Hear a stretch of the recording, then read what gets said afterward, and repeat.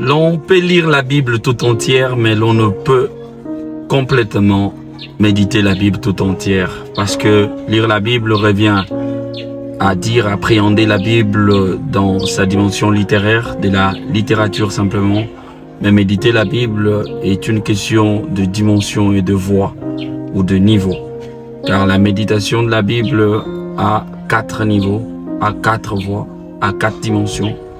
Et c'est ça toute la différence.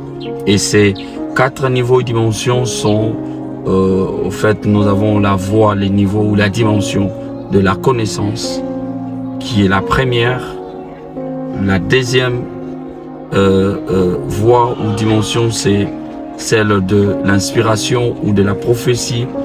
Et la troisième, c'est celle de la doctrine ou l'enseignement. Et la quatrième, c'est celle de la révélation ou du découvrement. 4 niveaux pour méditer la parole. Et pour tout prédicateur de la parole, il est censé savoir que la parole de Dieu a ces 4 niveaux. Et chaque niveau a ses piliers. La voie de la connaissance a ses piliers, la voie de l'inspiration a ses piliers, la voie de la doctrine a ses piliers et la voie de la révélation a ses piliers. Et il y a de ces écrits bibliques que tu ne peux comprendre que par une voie précise. Il y a aussi de ces livres bibliques que tu ne peux qu'appréhender par une voie précise, comme par exemple le livre de Cantiques des Cantiques. Tu ne peux pas le comprendre par une autre voie que celle de l'inspiration, car c'est un livre qui ne peut être compris que par la voie de l'inspiration. Voilà.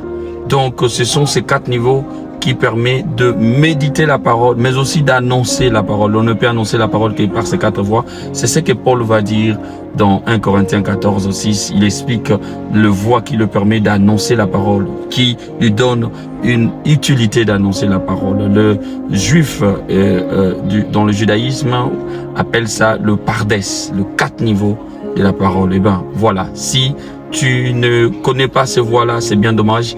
Je vous donne par exemple, parlons de la voie de la connaissance. La voie de la connaissance a 3 piliers.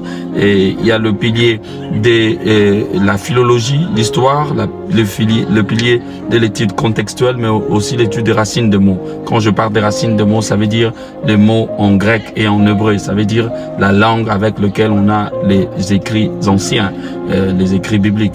Donc voilà, je vous donne par exemple dans Genèse 4, 17, la Bible dira ceci: Caïn connut sa femme.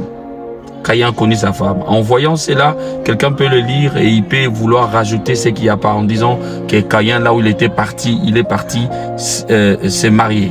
Or, s'il y aurait eu mariage, la Bible aurait dû parler de la dot. Mais vous allez comprendre, il n'était pas question de la dot. Donc déjà par rapport au contexte, on commence à méditer, à étudier la Bible.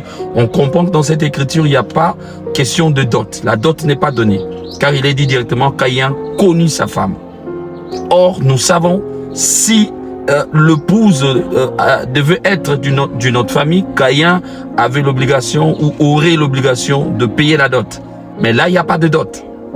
Comme il n'y a pas de dot, ça ne pouvait qu'être quelqu'un de la même famille que lui. Parce que quand tu prends quelqu'un de ta famille à toi, tu ne donnes pas de dot.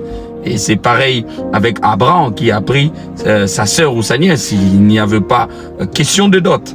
Et même Adam, son père, n'avait pas de dot à donner car il n'y avait pas un père pour sa femme Ève. Alors, le fait de dire Caïn connut sa femme, on exclut le contexte de la dot et c'est déjà une réalité qu'on ne peut que comprendre par la voie de la connaissance. Et nous comprenons que cette femme ne pouvait qu'être une femme pour qui Caïn ne pouvait pas donner de dot et qui, si ce n'est pas sa sœur. Donc voilà, une lumière est donnée. Ce n'est pas une révélation, c'est juste la voie de la connaissance. On étudie des contextes, on étudie, voilà, l'histoire et les racines des mots. Alors, imaginez, si avec cette même écriture, on monte avec dans la voie de l'inspiration, il y a encore de vérité. Dans la voie de la doctrine, il y a encore de vérité sur cette même portion d'écriture.